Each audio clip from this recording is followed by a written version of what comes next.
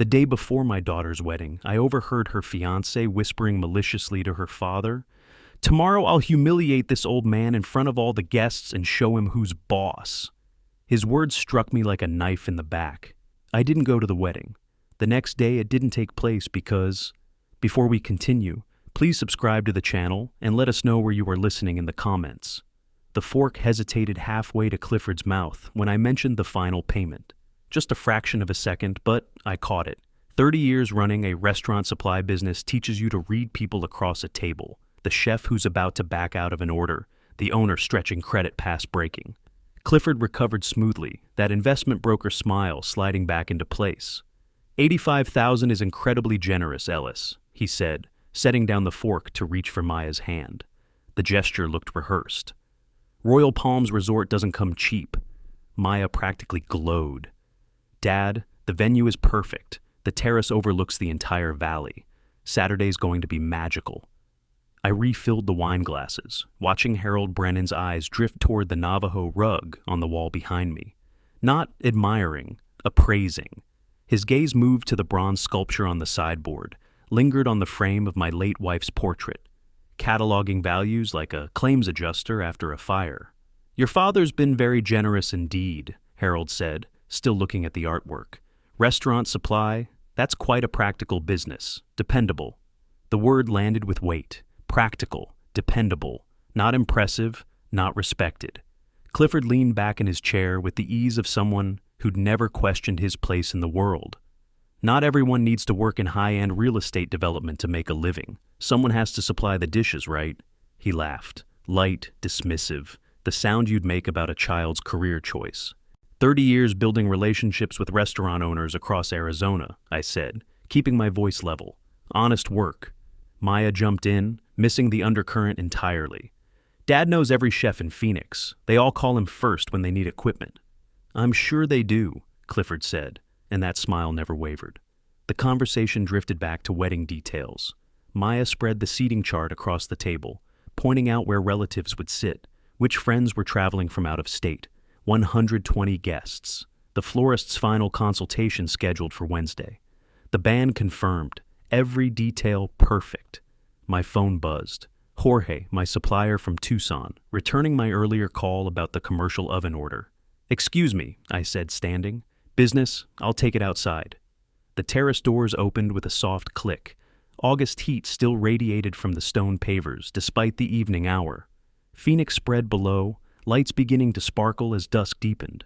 I answered Jorge's call, discussed delivery schedules and payment terms, standard conversation I could manage on autopilot. Through the open living room window, Maya's voice carried clearly. She was showing Harold something on her phone, probably the photographer's sample shots. Their voices blended into background noise as Jorge talked about his truck routes. Then Clifford's voice cut through, sharp with satisfaction.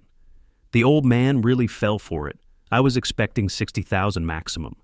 Jorge was still talking about delivery schedules. My hand tightened on the phone. Harold's response came measured, calculating.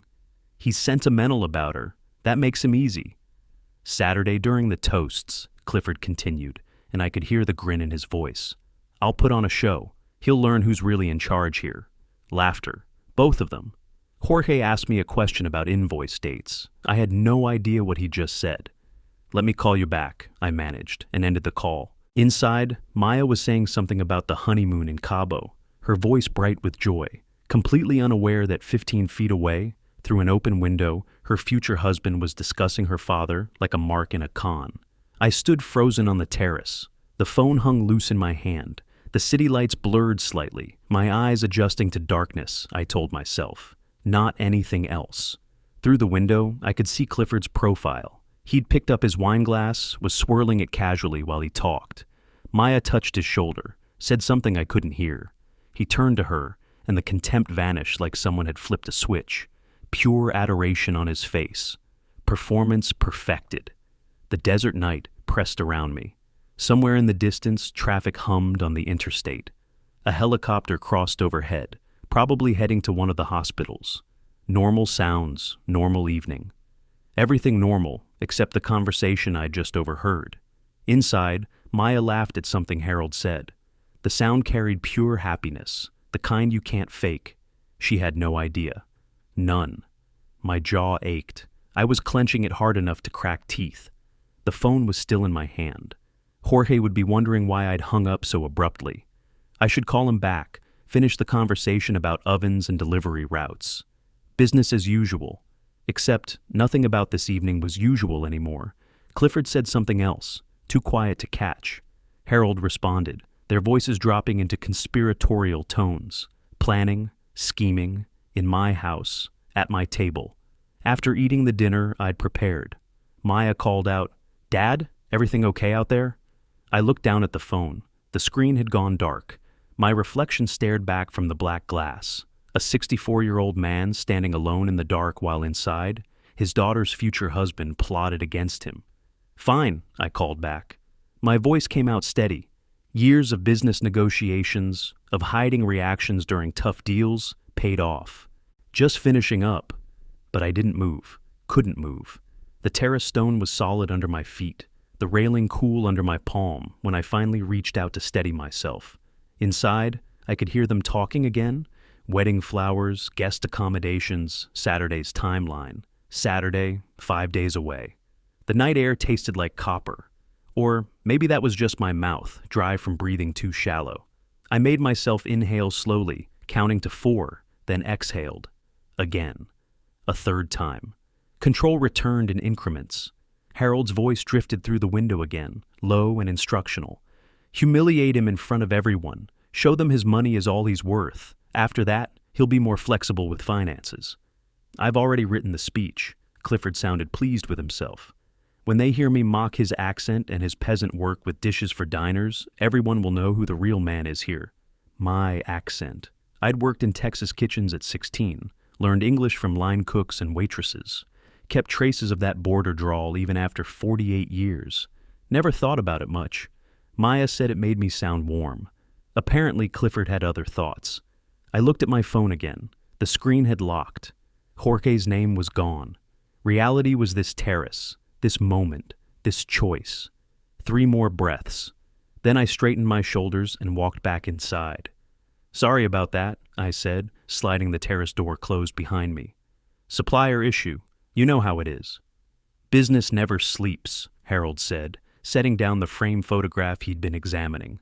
Maya at her college graduation, her mother's arm around her shoulders. The last photo before the cancer took her. I understand completely. Maya had spread fabric swatches across the coffee table. "What do you think, Dad? Champagne or ivory for the table linens?" I moved closer, studied the samples like they mattered. The ivory. It'll photograph better with the sunset lighting. "That's exactly what I thought," she beamed at Clifford. "See? I told you Dad has an eye for these things." Clifford squeezed her hand. When he looked at me, his expression was perfectly pleasant. Ellis has been full of surprises.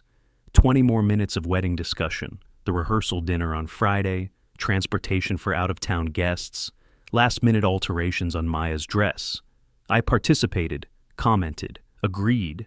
My face felt like a mask I was wearing, but apparently it was convincing enough. Nobody looked at me strangely. Finally, Harold checked his watch. "We should head out. Early meeting tomorrow." Maya hugged them both at the door, then turned to me with shining eyes. "Thank you for being so wonderful to Clifford, Dad. I'm the luckiest daughter in the world." I hugged her back, felt her happiness vibrating through her like electricity. "You deserve everything good, baby girl." After Clifford's Mercedes pulled away, black, sleek, probably leased beyond his means, Maya headed upstairs. "I'm going to call Sarah about the bridesmaid gift bags. Love you." "Love you too." The house fell quiet. I stood in the hallway for a moment, then walked to my study. The room still smelled like my wife's jasmine perfume, even after 3 years. I'd kept her books on the shelves, her reading chair by the window.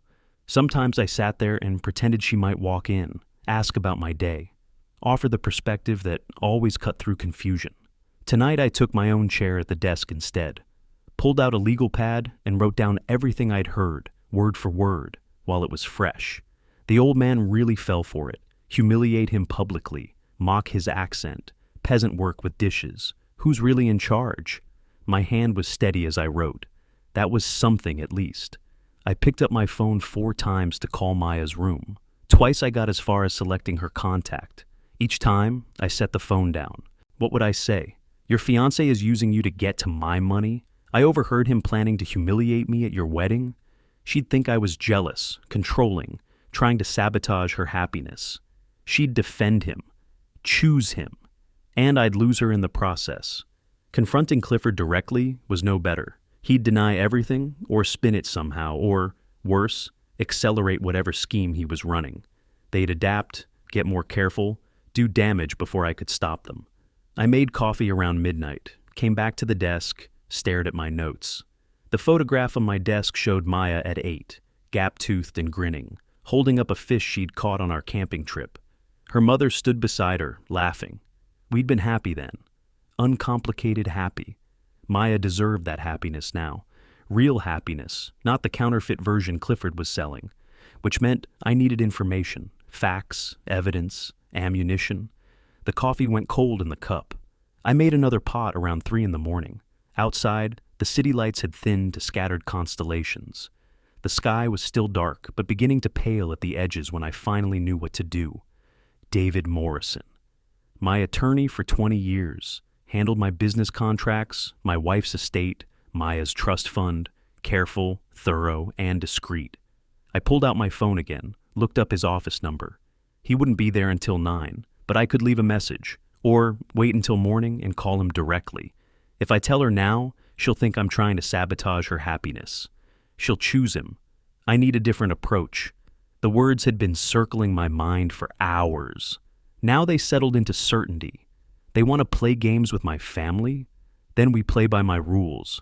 Dawn broke properly across the desert, painting the mountains copper and gold.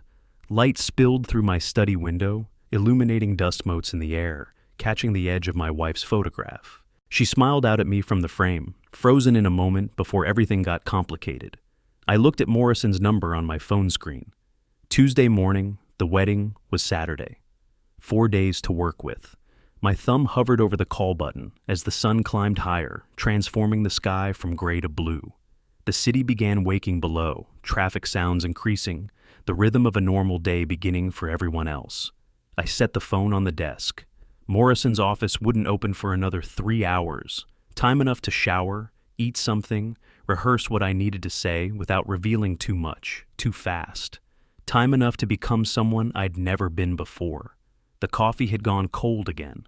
I left it on the desk and went upstairs to prepare for the day ahead. Behind me, the study filled with morning light, warm and golden and full of promise that felt like lies. Morrison's receptionist put me through immediately when I called at 9. Tuesday morning traffic hummed outside my study window, the city going about its business while mine had become something else entirely. "I need to see you today," I said when David answered. "It's about my daughter's wedding. No, not the prenup, something more immediate." His pause lasted maybe 2 seconds. "How soon can you get here?" 20 minutes later, I was in my car heading downtown. The drive gave me time to organize what I'd say. Facts, not feelings. Evidence, not accusations. Morrison dealt in specifics, and that's what I'd give him. The steering wheel was solid under my hands, the route familiar enough that I could think while driving. Traffic lights, lane changes, the mechanical rhythm of commuting, while my mind worked through the conversation ahead.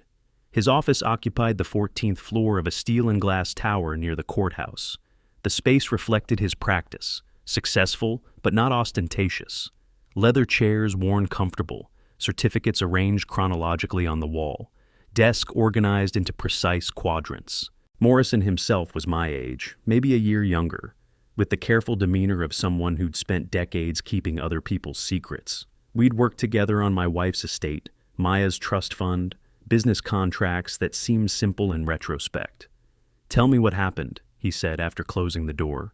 I recounted the terrace conversation, keeping my voice level, quoted their exact words. The old man fell for it, the planned toast, mocking my accent and calling my work peasant labor with dishes. Morrison typed notes on his laptop, occasionally asking for clarification. What time did this occur? Were there other witnesses? Could anyone verify what I'd heard? I answered each question methodically, watching him build a legal framework around my story. When I finished, he leaned back in his chair, steepled his fingers.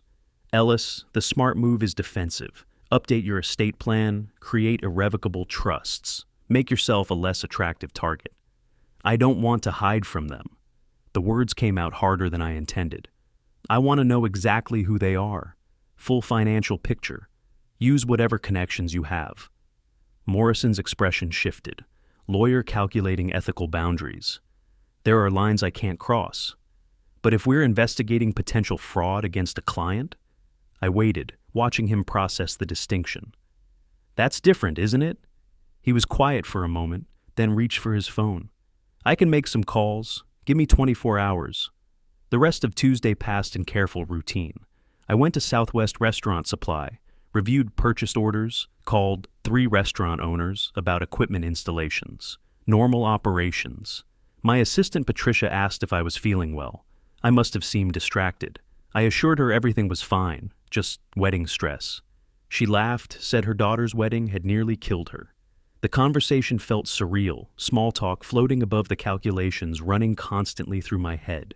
Maya phoned around 4, bubbling about flower arrangements. The designer had suggested replacing half the roses with ranunculus. Would that be okay? I told her whatever made her happy, while staring at the preliminary notes Morrison had emailed.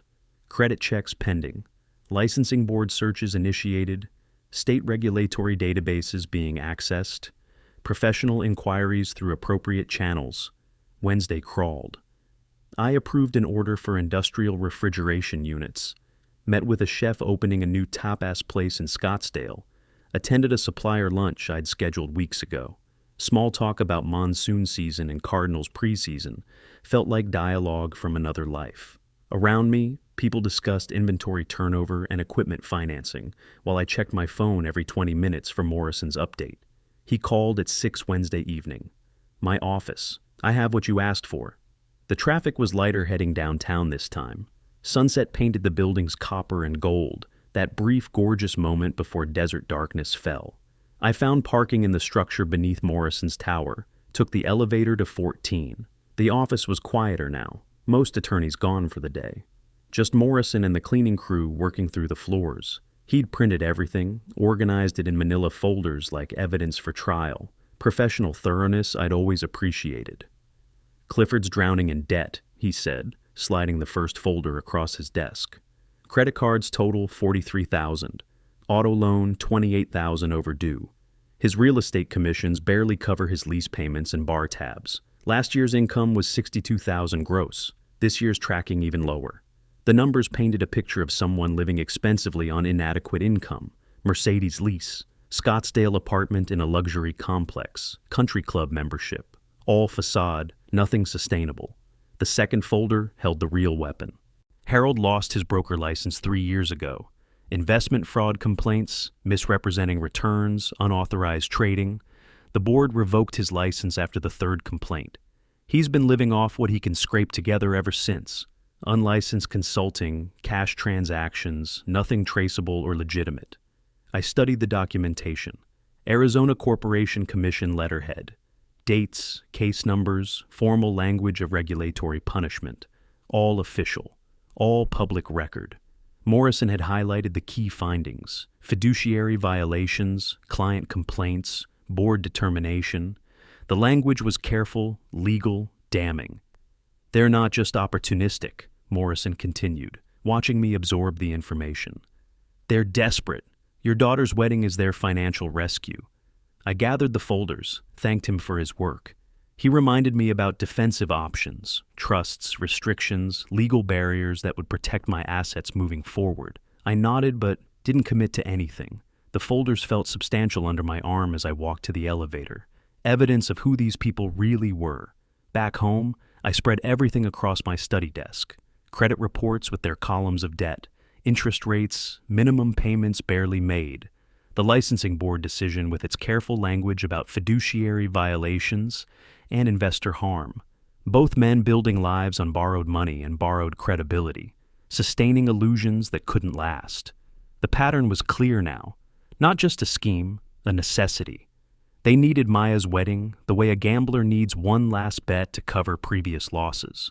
My notepad sat beside the folders. I pulled it close and began writing, organizing thoughts into something more concrete. The wedding was Saturday. 3 days away. Time enough to work with. Not enough for them to see what was coming. Outside, the desert night settled over Phoenix, temperature finally dropping into the 90s. I kept working, the desk lamp creating a small circle of light in the darkness, papers spreading across the wooden surface like puzzle pieces, waiting to form a picture only I could see. By midnight, the outline was there, not complete yet, but taking shape. I'd need Thursday to refine it, add the details that would make it work. Friday was the rehearsal dinner. I'd maintain appearances, play the grateful father-in-law, let them believe their scheme was proceeding perfectly. Saturday morning would be the moment everything changed. I underlined one phrase twice on the notepad. Information is its own weapon. Thursday morning, I woke with absolute clarity. The plan had crystallized overnight, the way solutions sometimes did after your mind worked on them while you slept. No alarm needed. My eyes opened at 5:30, body already preparing for what came next. The strike had to happen Saturday. Wedding day itself. Any earlier risked tipping them off, giving them time to manipulate Maya's emotions or adjust their approach. Saturday morning meant maximum impact, minimum chance for countermeasures. They'd have no time to adapt, no opportunity to spin the narrative before people made their decisions. I made coffee and retrieved the guest list from my desk drawer. Maya had given it to me 3 weeks ago for coordination, making sure out-of-town relatives had hotel information, confirming addresses for invitations. 120 names total, neatly organized in spreadsheet format, with addresses and phone numbers. I spread the list across my dining table and began sorting. Pulled out highlighters, yellow, blue, green, red. Started categorizing. My side, 102 people. Clifford's contacts, 18. The disproportion told its own story before I even analyzed deeper. My people broke down into clear categories. 28 family members, cousins, aunts, my late wife's siblings. People who'd watched Maya grow up, attended her graduation, sent birthday cards every year. 40 business associates from 30 years in restaurant supply. Relationships built on handshake deals and mutual respect. 19 of Maya's college friends who'd known me since she was 18, who'd stayed at our house during school breaks, who called me Uncle Ellis. 15 neighbors and longtime friends, the kind who brought casseroles after funerals and showed up for backyard barbecues. Reliable people, some I'd known for decades. Clifford's 18 were shallow connections, real estate agents from his brokerage, country club acquaintances who probably barely knew his name, people who'd likely decline at the last minute anyway for better invitations. The folders from Morrison sat beside the list. I pulled out specific pages, the ones that told the complete story. Clifford's credit report showing $43,000 in hard debt, spread across 7 accounts, $28,000 on the defaulting auto loan with missed payments highlighted in red. The licensing board decision on Harold, 3-page summary of investment fraud findings, official seal at the bottom, language precise and damning. Misrepresentation of returns, unauthorized trading, client complaints, board determination, license revoked permanently. Both documents were public record.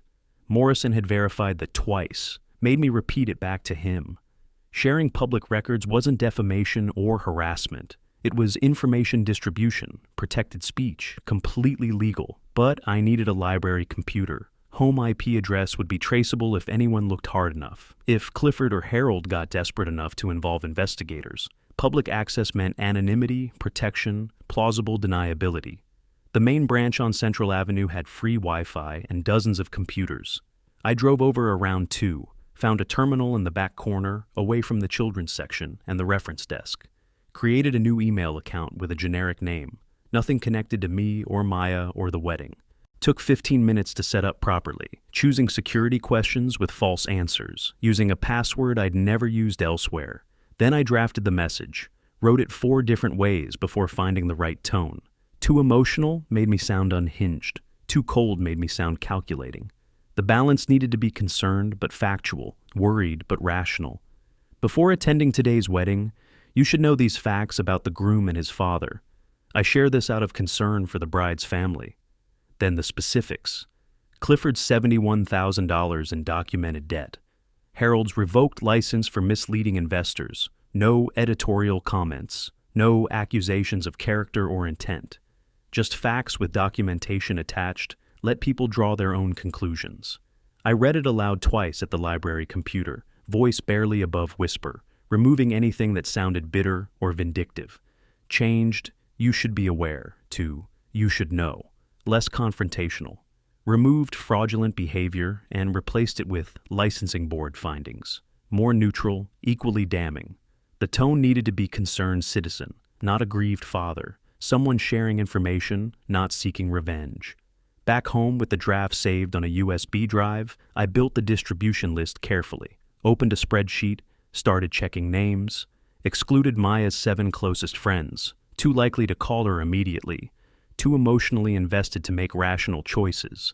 They'd want to comfort her, protect her, involve themselves in drama. Excluded all 18 of Clifford's guests, pointless exercise. They'd either ignore the message or tell him immediately.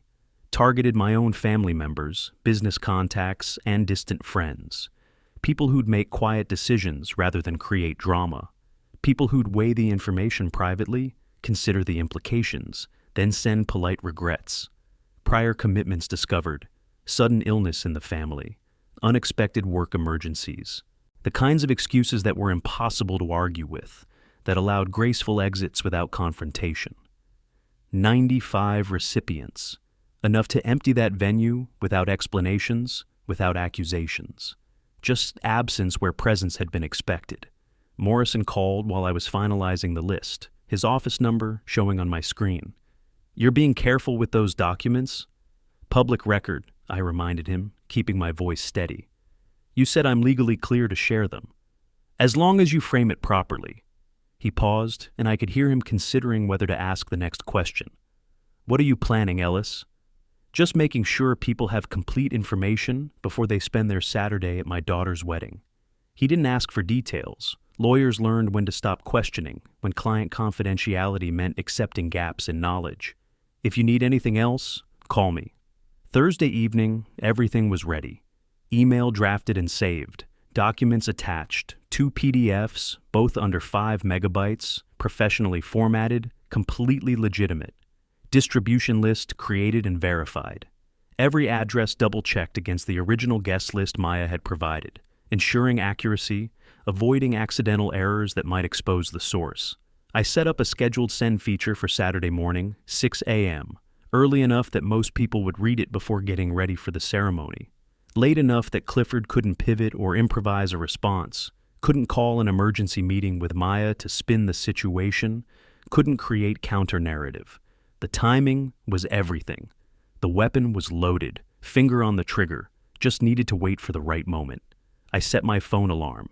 Saturday, 6 a.m. One press to confirm the scheduled email. One action to collapse their entire scheme. My study was dark except for the laptop screen casting blue light across my desk.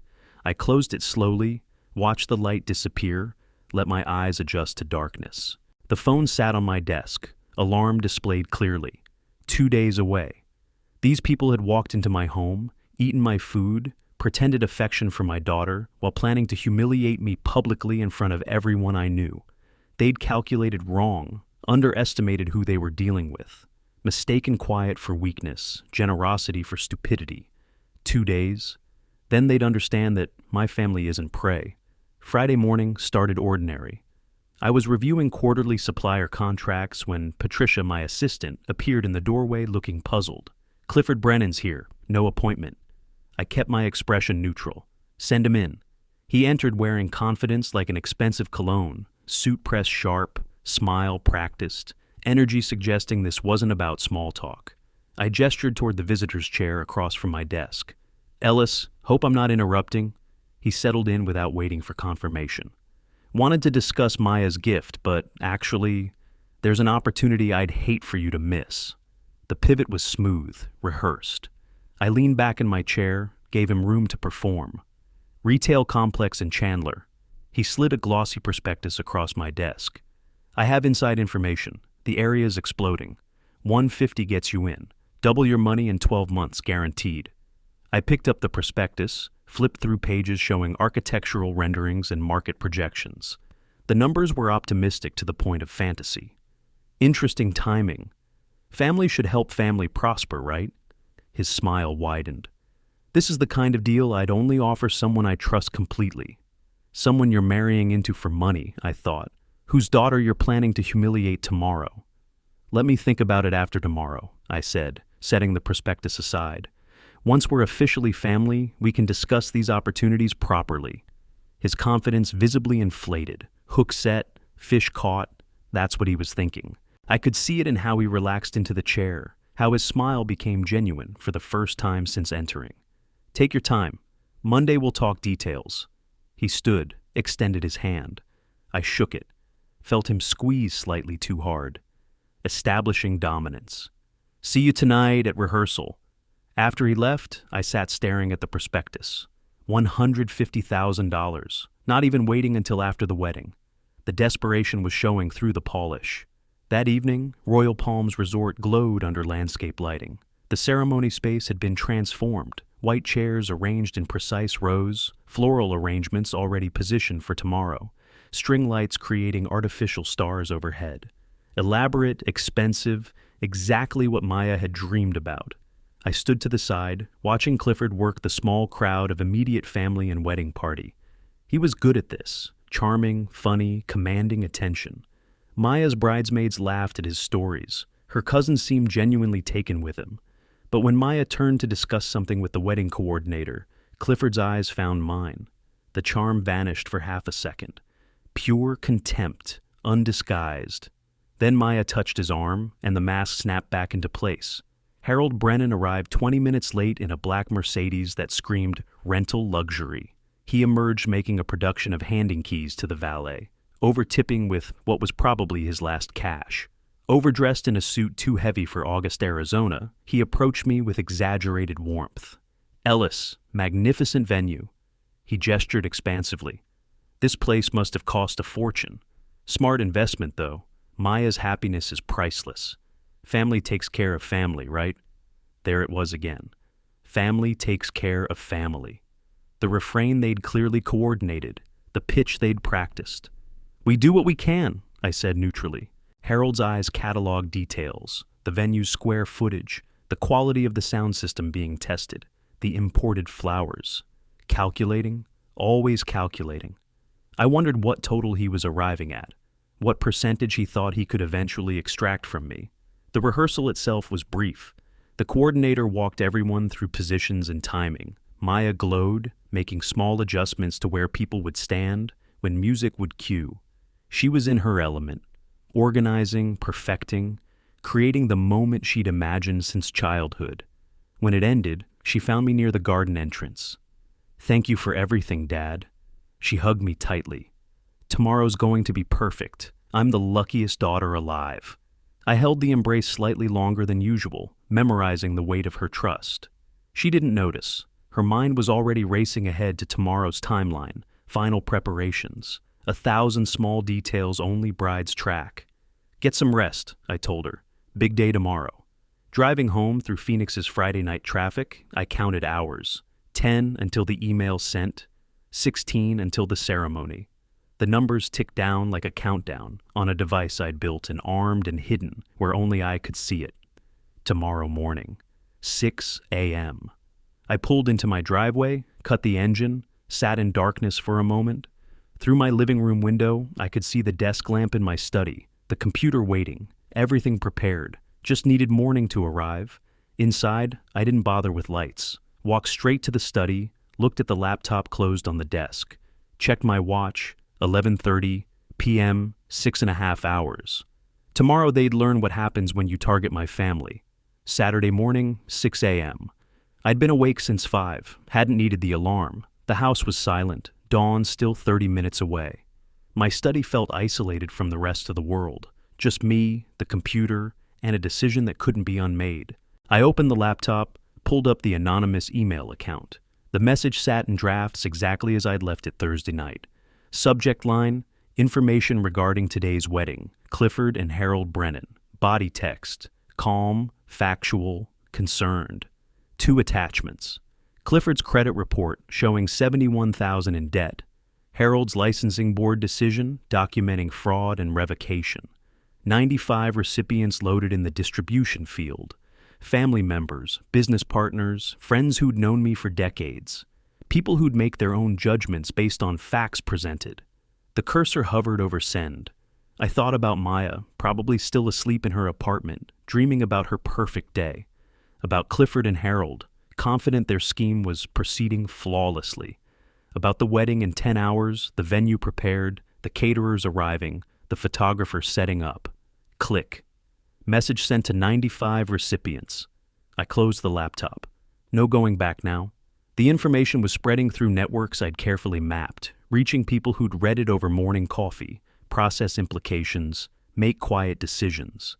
I made coffee, let routine anchor me, showered, shaved, moved through familiar patterns. The suit Maya had helped me choose 6 weeks ago hung ready on the bedroom door. Dark gray, crisp white shirt, burgundy tie. I dressed methodically, refusing to anxiously check my phone every 5 minutes.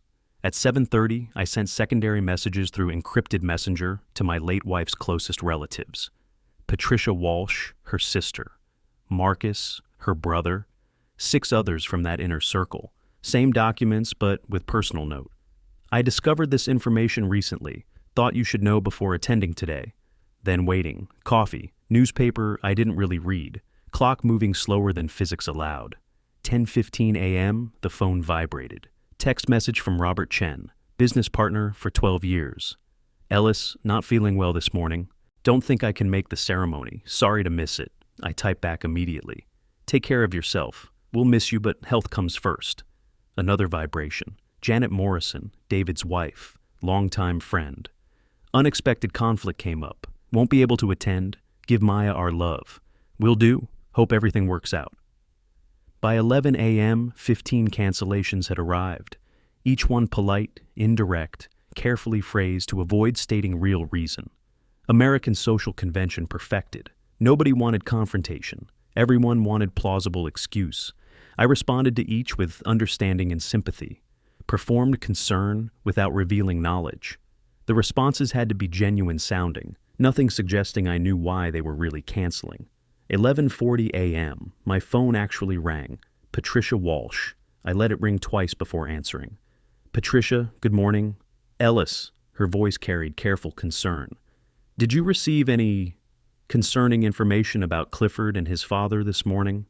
I paused as if surprised. I saw something unusual. An email. I don't know who sent it, but the documents look official. Several of us got the same message. She was choosing words carefully. Some family members are questioning whether to attend. The timing seems suspicious, day of the wedding. But those financial records and that licensing board decision. Everyone should do what feels right, I said.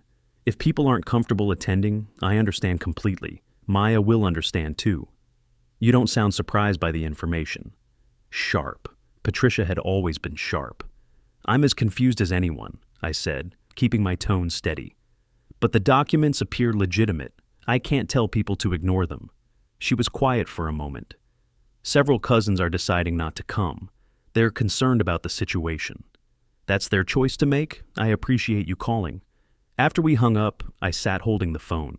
Patricia had been testing me, trying to gauge my involvement. Had I convinced her? Probably not entirely, but reasonable doubt was enough. Between noon and 2 p.m., the cancellations accelerated, text messages arriving in clusters now, as if people had been conferring among themselves before deciding. Family emergency. Can't make it. Something came up with work. Feeling under the weather. Each excuse unique, each person maintaining fiction that their absence had nothing to do with an anonymous email received at dawn. I checked my phone at regular intervals. 12:30, 23 cancellations. 1:15, 28. 1:45, 32 direct messages declining attendance. The math was simple but devastating. 32 direct cancellations from 95 recipients. Add maybe another 20 who'd simply not show up without messaging. That was more than half my guest list. From 102 people on my side, perhaps 40 would actually attend. Clifford had invited 18. Even if all 18 showed, unlikely since some were professional contacts who'd received similar information through different channels, The ceremony would be shockingly empty. I made lunch mechanically. Sandwich I barely tasted. Water I drank because hydration mattered even when your mind was elsewhere. The house felt suspended in unusual quiet, like the pause before a storm arrives. 2:15 p.m. I put on the suit jacket, adjusted the tie in the bedroom mirror, looked at myself, 64 years old, about to pick up his daughter for her wedding, knowing what waited at that venue. My phone showed 34 cancellation messages now. Tomorrow, there'd be dozens more once people realized what had happened. Excuses and apologies and carefully worded explanations that never quite admitted the truth. I picked up my car keys, checked the address on my phone, Maya's apartment, 20 minutes away. She'd be finishing hair and makeup, probably already in her dress, radiantly happy, unaware that half her guests had quietly decided not to attend. In 2 hours, Clifford would arrive at Royal Palms Resort, expecting 120 guests. He'd find maybe 60. The toast he'd prepared to humiliate me would be delivered to a half-empty venue, to my family and friends who'd quietly voted with their absence. I walked to the car, started the engine, pulled out of the driveway. The drive to Maya's place felt longer than usual, time stretching as the ceremony approached. Traffic was light for Saturday afternoon, everyone already where they needed to be, except half my guest list, who were exactly where they'd chosen to be, anywhere but that wedding. The phone rang at 10:17 a.m., Patricia Walsh, my late wife's sister. I was standing by the kitchen window, coffee cup in hand, watching hummingbirds at the feeder outside. Ellis, several of us received an email this morning. Her voice carried careful concern. Information about Clifford's debts and Harold's past. Did you see this? I set down the coffee cup. I got something similar. I don't know who sent it. Credit reports showing significant debt, and something about Harold's broker license being revoked for fraud. She paused. Ellis, is this legitimate? The documents look official. Licensing board records, financial statements. I'm as confused as anyone. Patricia exhaled slowly. My sister and 3 cousins aren't coming. They reviewed everything and feel uncomfortable after reading about the financial situation and that broker license issue. I'm torn about what to do myself. Everyone should follow their conscience, I said, keeping my voice steady. If the information is accurate, people have a right to make informed decisions. I can't blame anyone for being cautious. After we hung up, I stood holding the phone. Patricia's sister and 3 cousins, 4 people confirmed declining. The number would grow. It did. Throughout the morning, my phone vibrated with incoming messages, each one polite, indirect, maintaining the fiction that cancellation had nothing to do with an anonymous email received at dawn. Unexpected conflict arose. Can't make it today. Not feeling well. Better to stay home. Family situation came up. Sorry to miss the celebration. 3 business associates were more direct. Robert Chen's message arrived at 11:40. Ellis, I respect you too much to participate in what appears to be financial manipulation. The documents speak for themselves. I hope Maya finds clarity about her situation. Each message required response. I crafted them carefully, individualizing each one. Feel better soon. Hope everything resolves. We'll miss you, but understand completely. Performance requiring precision. Sympathetic without revealing knowledge. Understanding without admitting involvement. By 12:30, 28 cancellations had arrived. Then at 1 p.m., 3 hours before the ceremony, Maya called. Her voice was strained, frightened. Dad, what's happening? Half the guests canceled. I sat down heavily in the armchair, closed my eyes. This was the cost I'd known was coming. Sweetheart, what do you mean? They're saying they're sick or have emergencies, but this many people. Her voice cracked. Something's wrong. Did something offend everyone? Is there a flu going around?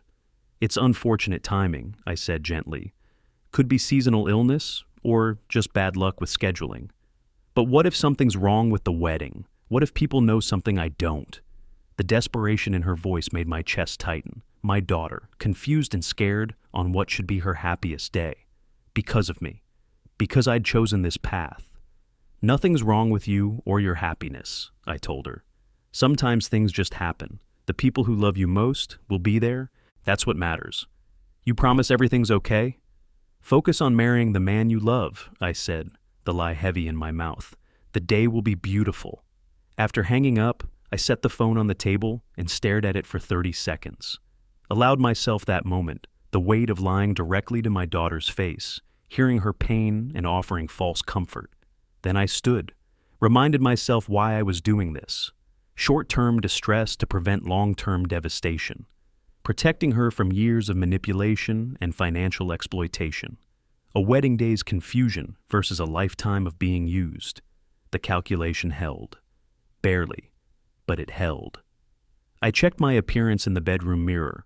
Dark gray suit, white shirt pressed crisp. Burgundy tie Maya had helped me choose 6 weeks ago when she'd still been purely happy. The man looking back at me showed no indication of the morning's activities. It's professional, composed, ready to play the concerned father rather than the architect of this collapse. More messages arrived as I prepared to leave. 31 total now, maybe another 20 who'd simply not show up without messaging. The math was devastating but necessary. 2:15 p.m. I picked up my car keys, walked to the garage.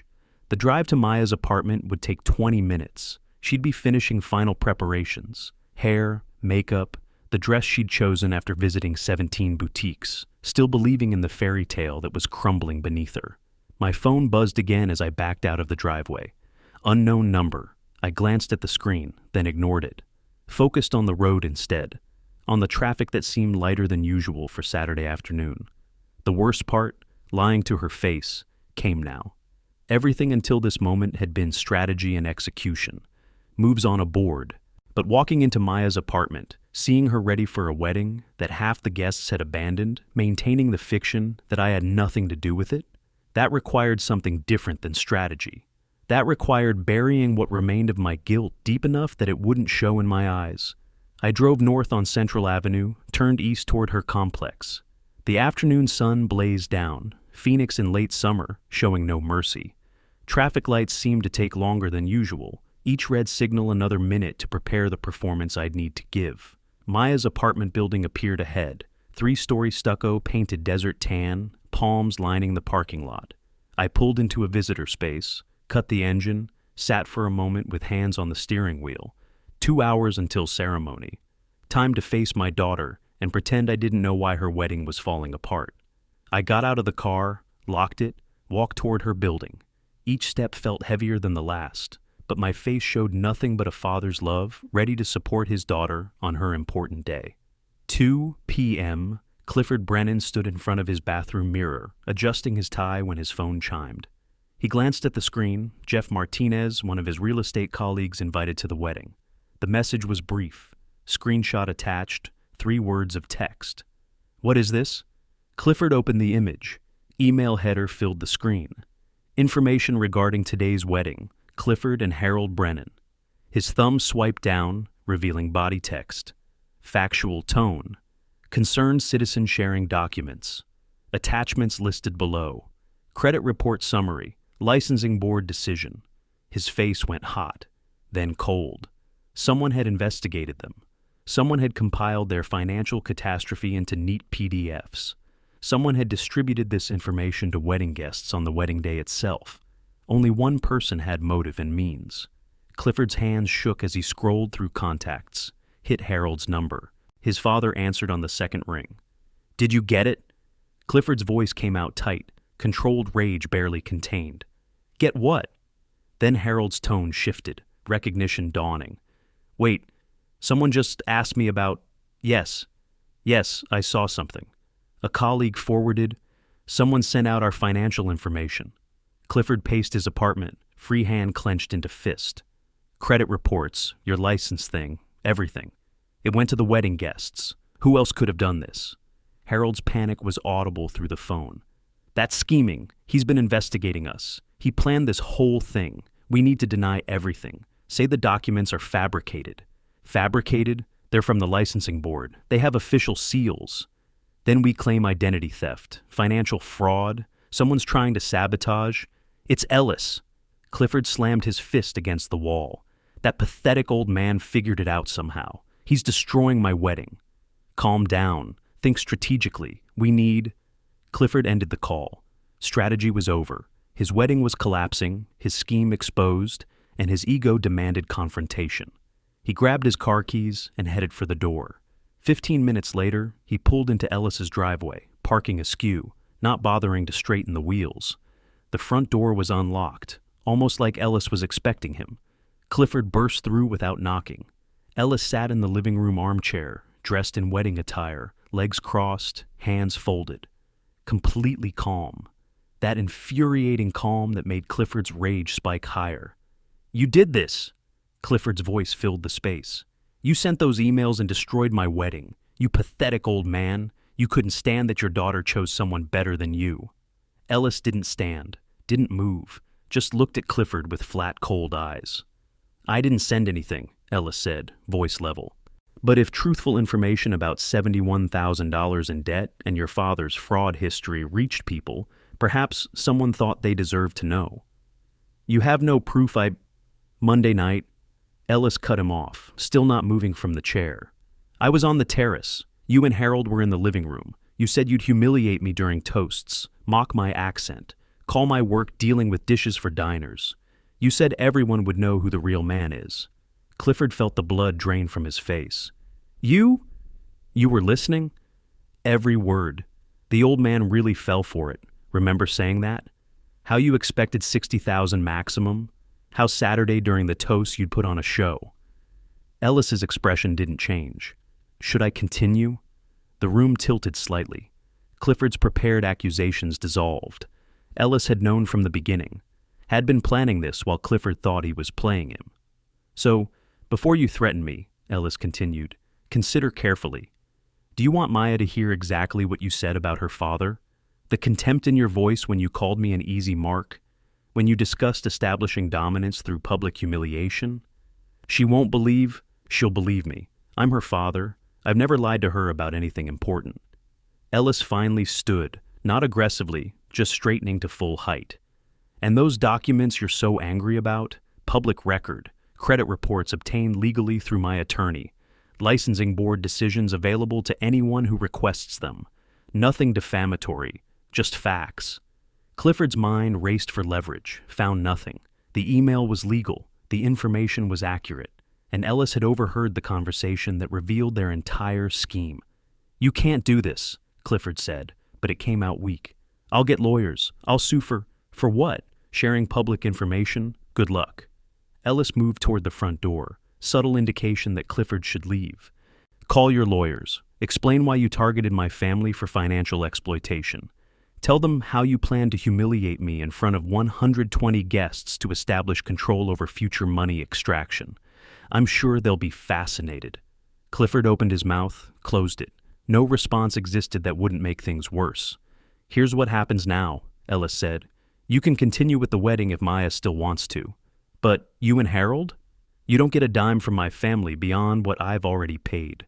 No investment opportunities, no family loans, no generous father-in-law writing checks. Whatever relationship develops between you and Maya happens without my financial participation. You're trying to control her. I'm protecting her. There's a difference. And if you truly care about Maya rather than my bank account, you'll understand why." Ellis opened the front door. "Now leave my house. I need to pick up my daughter for her wedding, what's left of it." Clifford stood frozen for a moment, then moved toward the door. As he passed Ellis, he tried for one last shot. "She'll choose me. When she finds out you did this, then tell her. Explain everything. I'll do the same. We'll see who she believes." Ellis's expression remained flat. "But I suspect you won't take that risk." Clifford walked to his car, got behind the wheel, gripped the steering wheel with white-knuckled hands, sat there trying to process the complete demolition of his plans. His phone rang, Maya's name on the screen, probably asking where he was, why guests were canceling, needing reassurance. He stared at the phone, couldn't answer. What would he say? That her father had exposed his financial desperation to everyone they knew? That he'd been planning to humiliate Ellis publicly as part of long-term manipulation strategy? The phone stopped ringing, went to voicemail. Through Ellis's front window, Clifford could see him inside, calmly collecting keys and wallet, preparing to leave, moving with the assurance of someone who'd planned every step, anticipated every response, left nothing to chance. Clifford started his engine and backed out of the driveway, tires squealing slightly. He drove without direction, just needing to move to put distance between himself and that house where he'd been so thoroughly dismantled. His phone rang again. Maya, still calling, still needing him. He let it go to voicemail again. Royal Palms Resort and Spa looked stunning in late afternoon light. Desert landscaping framed the outdoor ceremony space perfectly. Elaborate floral arrangements positioned exactly as Maya had specified weeks ago during those excited planning sessions. White chairs arranged in precise rows, 12 rows of 10 on each side, creating a wide aisle down the center. 120 seats waiting for guests who should have been arriving any minute. We arrived at 3:30, 30 minutes before ceremony start time. Maya stepped out of the car wearing her dress, looking radiant despite the morning's confusion about cancellations. She'd convinced herself people were just running late, that Arizona traffic was unpredictable on Saturday afternoons, that everything would work out fine once we got there. Then she noticed the parking lot. "Dad, where is everyone?" Her voice carried the first edge of real concern. "The ceremony starts in 20 minutes. Why is the parking lot empty?" 5 cars besides the obvious vendor vehicles, catering trucks, photographer's van, florist delivery, that was all. No stream of arriving guests, no families in formal attire heading toward the garden entrance, no laughter or excited chatter that should accompany a wedding this size. "I'm not sure, sweetheart." I kept my voice carefully neutral, supportive without explanation. "Maybe traffic is bad on the interstate. People will arrive." We walked through the resort's garden path toward the ceremony space, Maya's steps slowing as we got closer. As the vacant chairs became progressively more visible, 120 empty seats arranged in perfect symmetry. A photographer setting up equipment near the arbor, the officiant standing under the floral arch reviewing notes. Hotel staff making final adjustments to sound system and decorations. No guests. None. "This isn't possible," Maya whispered, stopping completely to stare at the empty rows. 3:50 p.m., 10 minutes before scheduled start. Patricia Walsh arrived with her husband, offered Maya a careful hug that lasted longer than usual. 2 of my cousins appeared, looking uncomfortable and uncertain, making polite small talk that felt hollow. Clifford arrived separately. Tradition dictated bride and groom not see each other before ceremony, and his face when he saw the empty venue was worth everything I'd done. Flushed, jaw clenched tight, eyes finding mine across the garden space with instant recognition and barely contained rage before he looked away. Harold Brennan positioned himself at the far edge of the small gathering, arms crossed defensively, deliberately avoiding any proximity to me. His borrowed Mercedes sat prominently in the parking lot, one of the few non-vendor vehicles visible.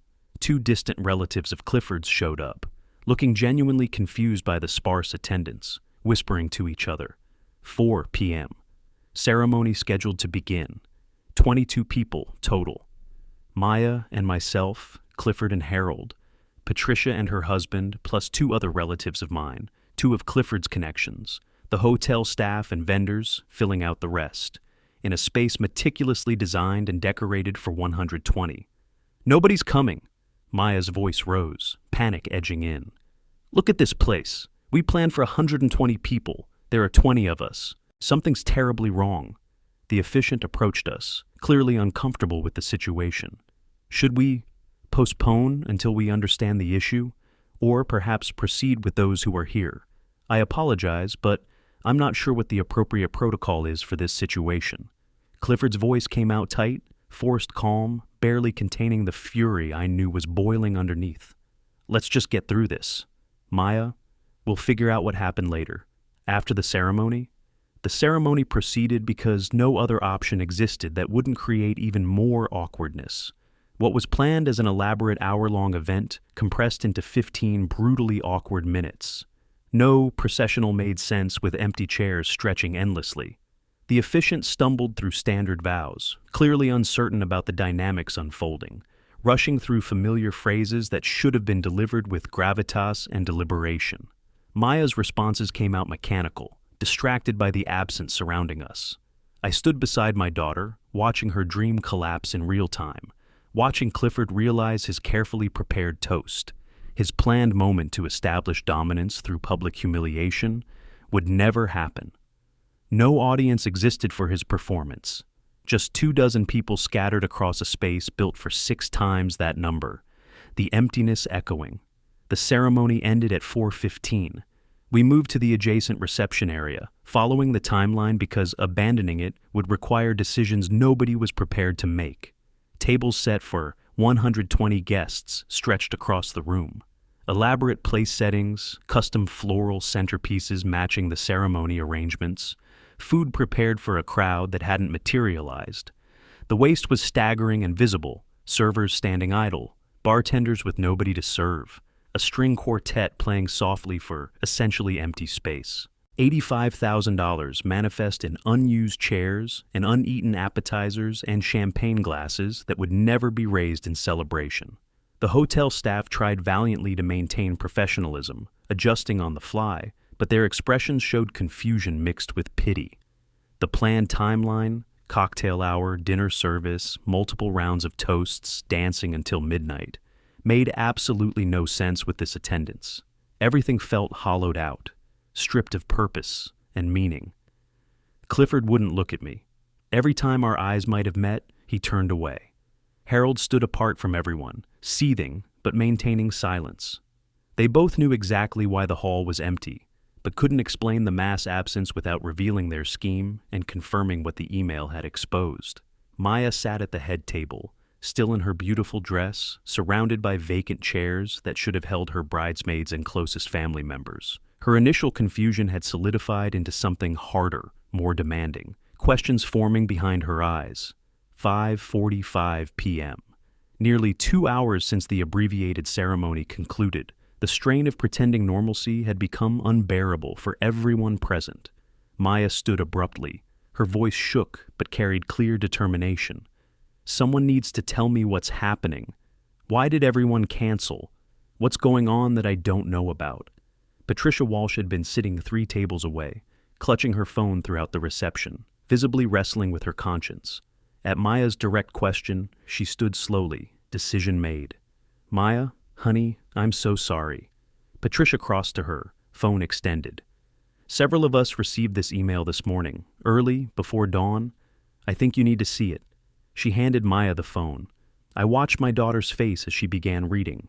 The subject line registered first: information regarding today's wedding, Clifford and Harold Brennan. Then her eyes moved down the screen, absorbing words I'd carefully crafted days ago in my study, sitting alone at night while she slept peacefully in her apartment, dreaming of this day. Credit card debt totaling $43,000. Auto loan delinquency of $28,000. Arizona Corporation Commission, Licensing Board, revocation for investment fraud. Then the final paragraph explaining what Clifford had planned, the mocking toast, the public humiliation, the long-term financial exploitation scheme. Maya's expression transformed in stages. Confusion became shock, became horrified comprehension. Her hand rose slowly to cover her mouth. She scrolled to view the attachments, official documents with governmental seals and signatures, and undeniable credibility staring back from the screen. She looked up from the phone, directly at Clifford across the reception hall. The silence was absolute, oppressive, waiting to shatter.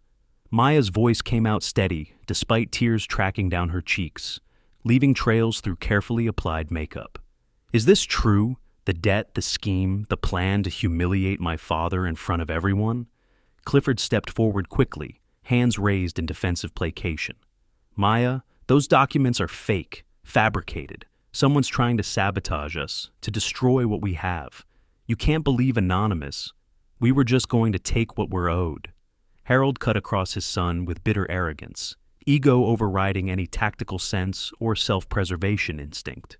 "Your father has money sitting in accounts doing nothing. Why shouldn't we benefit from it? It's how families work when they actually care about each other."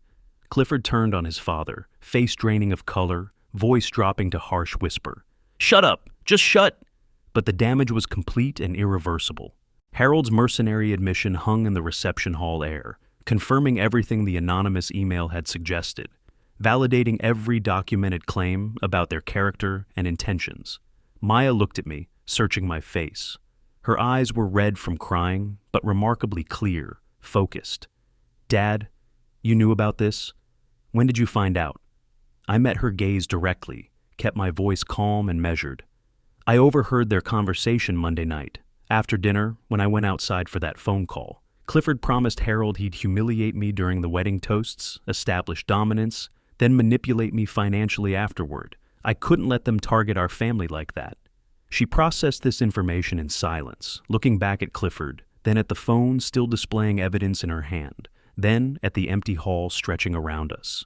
The arithmetic was brutally simple. My entire social network had declined attendance based on information I'd provided them. I'd systematically destroyed her wedding day to protect her from something worse, something that would have lasted years.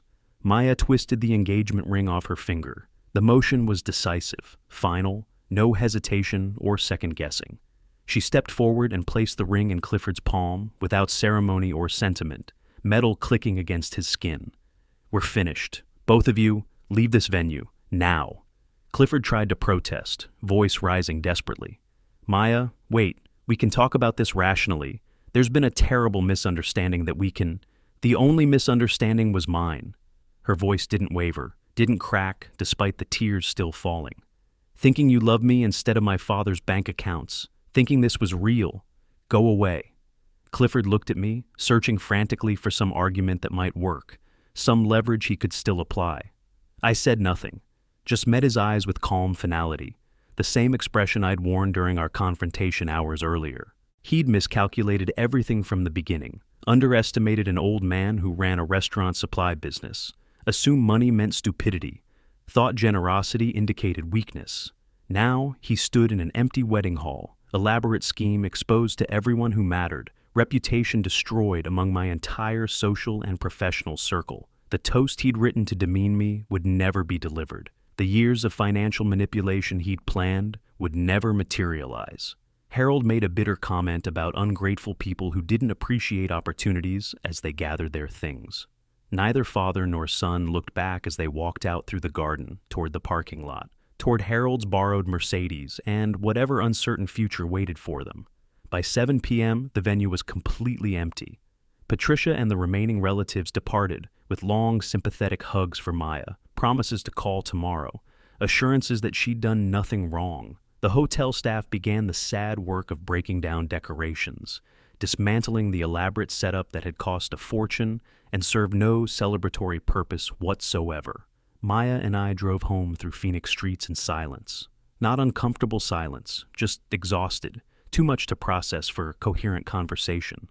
Inside my house, the same living room where I'd stood on the terrace and overheard everything 6 days ago, we sat down across from each other. "You saved me from years of this, didn't you?" Maya's voice was small, drained. "Even though it meant destroying my wedding, ruining what I thought was the happiest day of my life." I moved to sit beside her on the couch, put my arm around her shoulders the way I had when she was young and frightened. "Justice sometimes demands difficult choices. Your happiness and security are worth any cost. I'll always protect you from people who want to harm our family." She leaned against me, crying properly now that we were alone, and she didn't have to maintain composure. Not for Clifford. She'd already seen through that illusion with devastating clarity. Just grieving what she'd thought she had, the future she'd imagined, the person she'd believed he was. "I should have seen the signs," she said after a long while. "There must have been warning signals I ignored." He was extremely good at pretending. Years of practice, probably. That's exactly what made him dangerous. "How did you stay so calm all week, knowing what they planned, what they said about you?" "Because I knew what I had to do, and I knew you were strong enough to handle the truth when it came." I held her closer. "You just proved that strength. Lots of people would have tried to rationalize it away, convince themselves the evidence was wrong. You looked at facts and made the hard choice immediately." We sat together as evening deepened into night outside the windows. The same father and daughter who'd sat in this room countless times over 32 years, in circumstances both better and far worse than this. The following week, David Morrison helped Maya untangle what little legal and financial connection existed with Clifford. No shared assets yet, no joint bank accounts, no property purchased together. Clean break was possible and straightforward. The wedding had cost $85,000, significant money, but cheap compared to the years of systematic financial exploitation we'd narrowly avoided. Maya moved back into my house temporarily, while she figured out next steps. started looking at apartments in areas she actually liked instead of places Clifford had suggested, talked about maybe going back to graduate school for that design degree she'd postponed. The grief was real, and she cried sometimes, but she was healing steadily, wounded but demonstrably wiser. I returned to Southwest Restaurant Supply, settling back into the comfortable rhythm of business operations, handling purchase orders and supplier relationships, negotiating contracts, and managing inventory. The familiar patterns felt restorative, grounding. My assistant Patricia, different Patricia from my late wife's sister, asked diplomatically how the wedding had gone. I told her there had been unexpected complications, but everything had worked out for the best in the end. Thursday afternoon, 10 days after the wedding that wasn't, I sat at my office desk reviewing contracts for a new restaurant opening in Tempe. Young chef, ambitious menu, solid business plan. My phone rang. Jorge from Tucson, calling with questions about delivery schedules and equipment specifications. Jorge, good to hear from you. Let's go over the timeline for those installation dates. Normal conversation, standard business operations. The crisis was past, the threat neutralized and expelled, my daughter safe and recovering. Clifford and Harold had vanished from our lives as completely as they had entered it. No further contact attempts, no legal challenges, nothing. They'd understood perfectly that their position was utterly indefensible. After finishing the call with Jorge, I looked at the frame photograph sitting on my desk. Maya at her college graduation 7 years ago, younger and radiantly happy in her cap and gown. New photographs would come eventually, better memories to replace the painful ones from 2 weeks ago. For now, she was safe, protected from predators. That was all that truly mattered. The phone rang again, another supplier with routine questions about commercial oven specifications and warranty coverage. I answered with practiced professionalism, mind already organizing the technical response. Life continued its normal patterns. Business operated smoothly. The family unit was preserved and strengthened. And somewhere out there, 2 con artists had learned the hard way what happened when they targeted the wrong family. If you like this story, please like this video, subscribe to the channel, and share your impressions of this story in the comments. To listen to the next story, click on the box on the left. Thank you for watching.